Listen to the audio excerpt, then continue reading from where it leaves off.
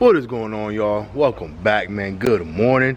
It is another day, another great day, another blessed day, because we all woke up. If you're watching the video, that means you woke up, right? So anyway, man, hope everyone's having a great day out there today, man. So today what we're gonna do is I'm gonna wash Christine, right? I'm gonna wash Christine because I just got back from driving to Atlanta and back from Atlanta. So on the way up there wasn't too bad, but coming back, man, I got a bunch of, because it was more like the daytime, and then I drove through dusk and all that. So I got a bunch of bugs in the front. I'll show you guys in a minute, man, but I got a bunch of bugs and all that. And obviously we don't want to have that sitting on the car, because that's what ends up eating up your paint and all that, the more you let all that stuff sit on your car. So she sat overnight. After I got back in, she sat overnight, and now I gotta get ready to wash her up and just make sure she's good to go. I'm not gonna detail her and all that. I'm just, like I said, I'm just gonna give her a wash, you know, vacuum up her inside, because obviously just from traveling and all that, then, you know, she's kind of like dirty and all that. So anyway, so I'm just gonna give her a wash and you know, vacuum, and that's it, man. Like I said, just pretty much getting the road grime off. This weekend I'll go through and give a little bit more thorough scrub. But anyway, other than that, man, what we're going to talk about is, because I did take a road trip, it was about a good 7.5 hours each way. Because I did do that, as you guys know, if you see my previous video, if you don't know, this car has Catless mids and mid muffler delete. So I know one of the things a lot of people are concerned about is, one, is it going to affect your gas mileage, and two, do you smell anything inside as far as fumes and all that, and then three, being that I was on a highway, do you hear a lot of drone? So that's what we're gonna do, man. So we're gonna wash the car, you know, we're gonna wash up Christine.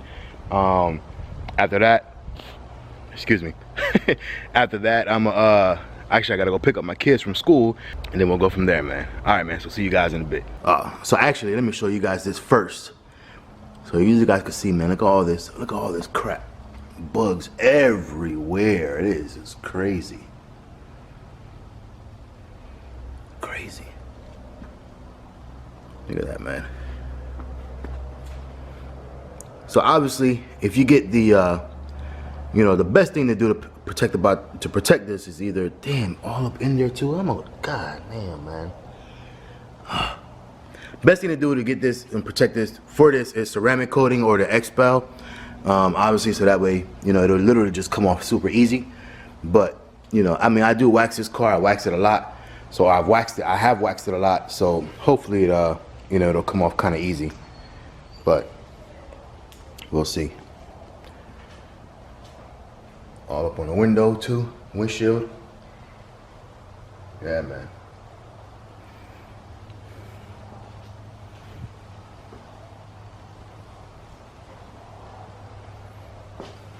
So there we go, man. So we're gonna wash her up, and then I'll get back to you guys in a little bit.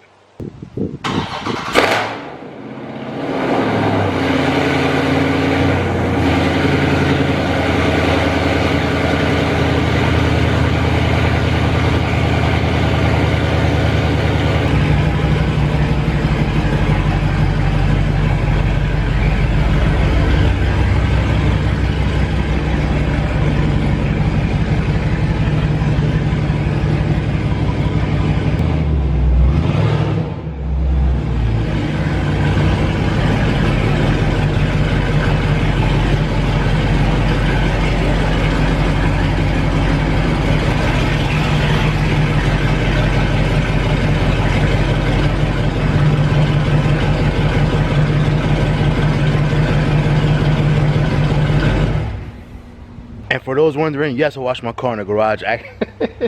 Usually I wash her all the way in the garage, but today I'm doing halfway in the garage because I gotta make sure I see all the bugs and all that stuff that's in the front. So I got it out a little bit so I could get a little bit more lighting. But I wash my car in the garage. No, I've never had a problem. No, I never had mold in the garage. I've done this ever since I lived with my parents when I was a teenager and I had my cars back then. I've washed my car in the garage, man. So I don't know, I never had a problem. But I will say that normally whenever I do wash my car in the garage, because I do take so long to wash my car, I you know, by the time I close it, because it's like an hour, 2 hours later, most of it is pretty dry already. So I don't know, maybe that's what, I don't know, maybe that's what's saving me from getting mold or whatever. But I've never washed it. I always wash my car in the garage. The only time I might wash it outside or in the driveway is if you know, if it's like dark or it's getting ready to get dark and it's like, you know, there's no sun out. But As long as it's daylight, man, I wash my car in the garage. Never had a problem.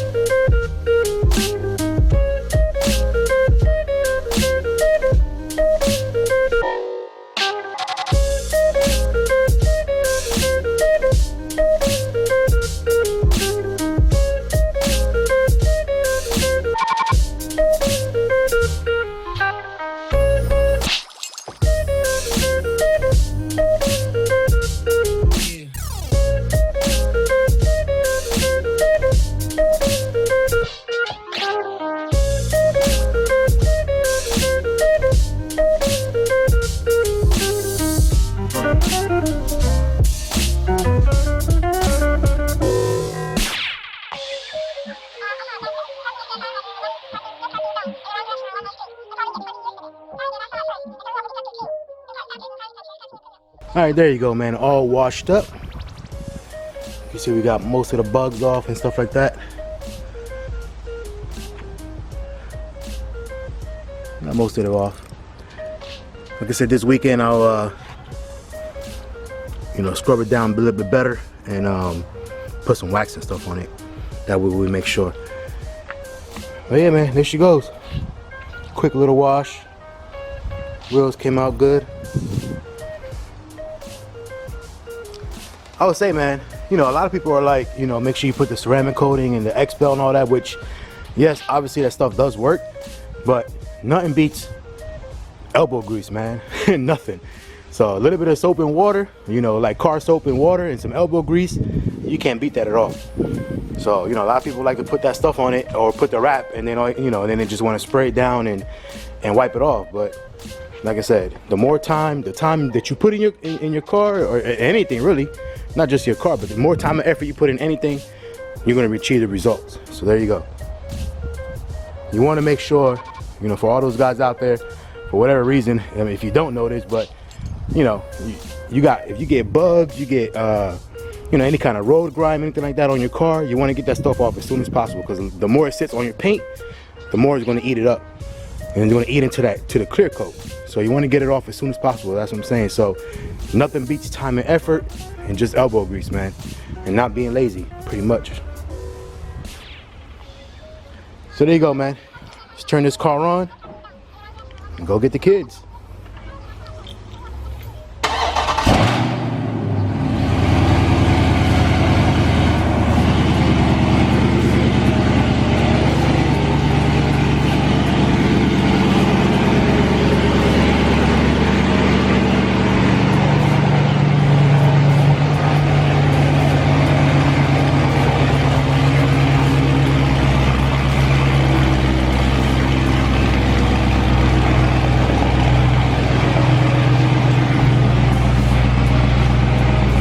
Alright, man, so I'm running kind of late, so I'm going to go ahead and talk to you guys in the car while I'm on the way over there. I'm not going to be able to talk to you guys while I'm in the car line, because I'm going to be moving around and all other good stuff. Well, you know, moving in the line, trying to, you know, get to the kids. But anyway, so let me go and talk to you guys about, like I said, the miles per gallon, if you smell anything, or, you know, pretty much how it rides or anything else. With, again, the Catless Mids and the Mid Muffler Delete. So more, you know, the Mid Muffler Delete is kind of common, but this is more so, especially for the Catless Mids. So if you guys see my last video, man, you seen I just did the event over there in ATL with Mod to Fame, Savage Speed TV, and Bad Hemi 300, man. If you haven't, for some reason haven't subscribed to any of their channels, make sure you guys go there now. Obviously you guys know I'm gonna put the names on the bottom of the screen, so make sure you guys go check them out, man. They got some dope channels, some dope content. Bad Hemi and Savage Speed are both, you know, pretty much up and coming as well. Well, pretty much everybody, even Mod to Fame, but Mod to Fame, they're close to about 100,000 already. But obviously, man, they're doing great things, man. All three of them doing great things, man. Great content. So make sure you guys go check them out. But anyway, so I just went up there to ATL to go, you know, to go check them out or whatever and go make that event. So it was about a 7.5 hour drive each way. man. So Christine, man, she did a great job. You know, hit the road about 12:45 in the morning, Sunday morning. Got there around 8 o'clock in the morning, 8, 9 o'clock. I sprayed her off real quick. Went to my brother's house, sprayed her off real quick. Went to the event. You know, she did her thing. You know, we met up everybody. You know, everybody, like I said, cool people. The event was crazy, as you guys can see. As you guys see in my last video, if you haven't seen it. A lot of people, man, but like I said, she did her thing, man. She was out there looking good, looking pretty. She wasn't as loud as I thought she was gonna be. You know, she's loud for here, but yeah, she ain't touching them yet, man. She them boys, man, some of them boys got some, God, sound like some damn gorillas trying to get out their damn car. It's crazy. But anyway, but yeah, not to get too much off topic, but anyway, so she went up there, did her thing, man, and then we you know, then we headed back, man.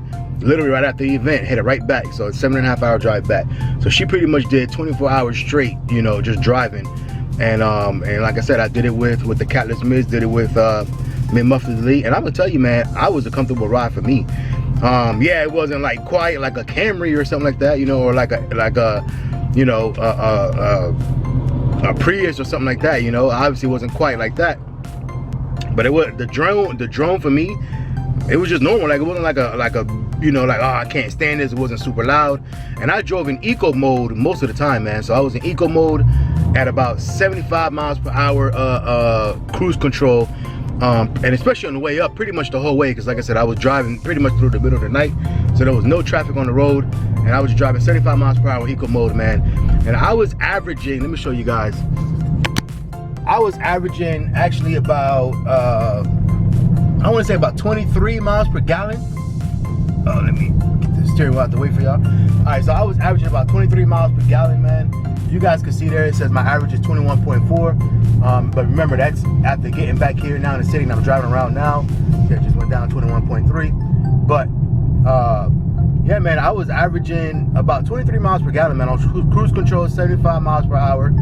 And you know, and mind you, that's with the car, because you know, as you go up hills or down hills, whatever, you know, obviously if you're on cruise control, the car compensates for that. Let me see if I can scroll in for you guys a little bit. Yeah, so you know, as you're on cruise control, you know, the car kind of compensates for your speed, or you know, so it goes up, you know, the gas, you know, whatever, it goes faster or slower depending on what your got your cruise control set at, because it wants to maintain that speed. So like I said, man, so as you guys can see, man, it was I was doing about 23 miles per gallon wheels on a straight road surface, and then like I said, when I was going up and down, then the miles per hour go up or down. But there you go, man. The average is 21.3 over the last basically 24 hours. Yeah, so there you go, man. So you see it. So like I said, the drone wasn't bad. Like I said, I didn't mind it at all. To be honest, I mean, for people that say it's drone, I'm like, well, you know, I got you understand. I mean, everybody's different, but you know, if you mind a little bit of noise, you know, then you probably shouldn't want a muscle car. I don't know, that's just me. I mean, I don't know, like I said, yeah, if you want like a quiet car, then, you know, it's probably not the car that you want to be driving anyway, because they're not quiet from the factory. You know what I'm saying? And there's not a lot of noise in the cabin as there is, but like I said, it's just not it's not a quiet cabin. You know, it's not a Mercedes, it's not like I said, a Toyota Camry, it's not a, you know, a Prius or anything like that, man. So if you want like a quiet cabin, you have to buy something else, pretty much. But yeah, the noise is not bad. The miles per gallon wasn't bad at all. Like I said, in the 24-hour bit, it wasn't bad. And then the last thing, man, that everybody always was concerned about is the smell. I don't smell anything different than what it did when it was stopped. Now outside you can smell it a lot, you know what I'm saying? So at least when you first turn it on, like I know when I turn it on, I go into the garage and I turn on the car, the smell is stupid, man. Like it's ridiculous.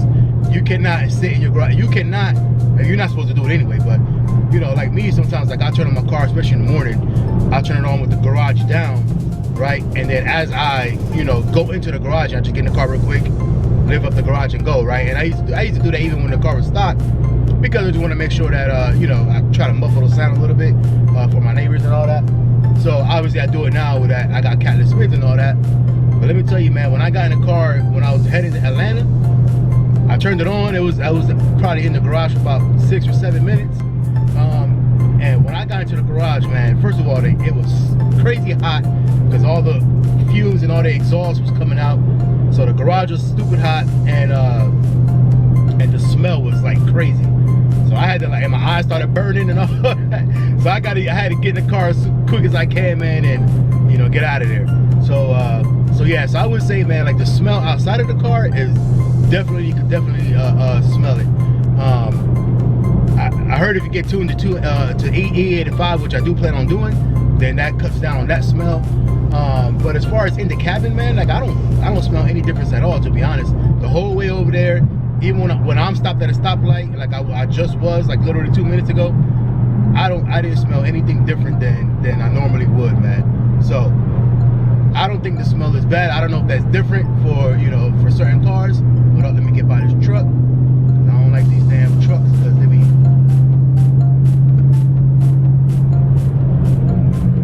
those damn construction trucks and all that, man. Like you guys, I don't know if you guys can see it. I just passed one.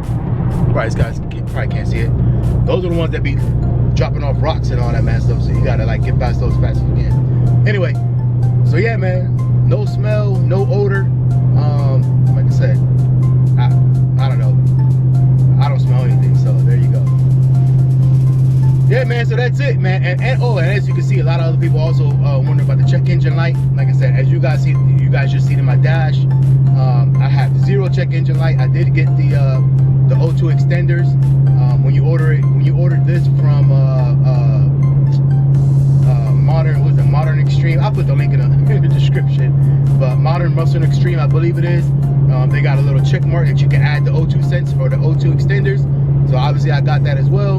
And so far so good, man. I haven't had any problems with check engine light. Like I said, I just drove basically 24 hours straight, came back and still don't have any check engine light. So, you know, so good job with that. Haven't got any issues with that at all, man. So anyway, that's it, man. I know this video is gonna be kind of long, so other than that, man, that's all I got to say. If you guys got any questions, man, make sure you guys hit me up in the comments below, because you guys know, if you're new to my channel, man, you'll see that I pretty much respond to every single comment that I get. So I'll definitely be getting back to you guys. That's it, man. Other than that, make sure you guys hit that like button. Make sure you guys comment down below. Make sure you guys hit that notification bell, man, after you subscribe, of course. You don't want to miss it, man. We're just starting, we're just beginning, man. We're just warming up.